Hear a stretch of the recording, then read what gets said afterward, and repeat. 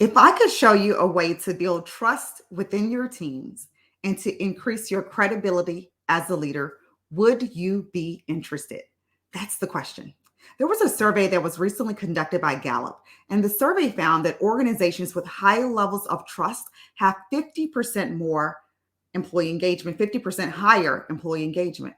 There was a survey conducted by Harvard Business Review, and they found that credible leaders actually make decisions that are 3.5 times more likely to be successful. So, how strong are the decisions that you make?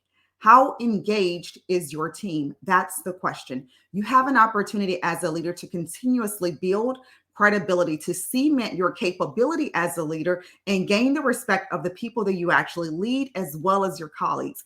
And it really starts by really getting intentional on how you actually show up as a leader. So, how credible are you? I want to share one quick tip with you, and that's just to ensure that what you actually do and what you actually say are aligned. There is no disconnect there. There is no gap between what you say and what you actually do. So, how aligned are your behaviors? Perhaps this is a question that you should take back and ask your team. One way you can do this is when I want you to think about when you're working one on one or even in a team meeting with your team, and maybe perhaps, for example, you're brainstorming something and you're coming up with a proposed solution and a path forward. You and your team align, you agree, you're excited about it, and then you get into a meeting with some of your peers, and your peers disagree with the path that you and your employees have actually aligned on, and you cave into the pressure without really understanding why you need to switch and pivot.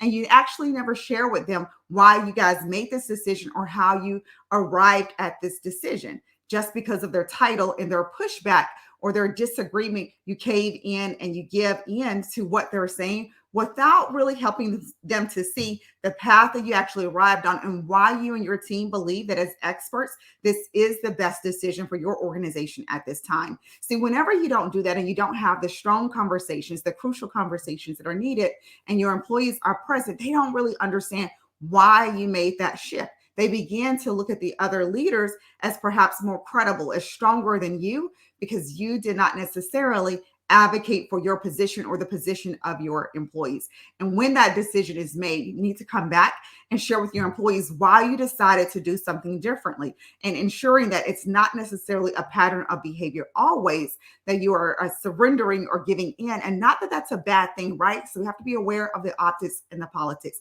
But I do want you to think about how you're showing up in those moments with your team. If it's a pattern of behavior that they've observed and they don't understand why, you're losing credibility with them, which then impacts your ability to produce strong, effective outcomes for your team and the organization, as well as it's eroding the trust of yourself as well as your team. And so, again, just make sure that what you're doing and what you're saying, it's actually aligned.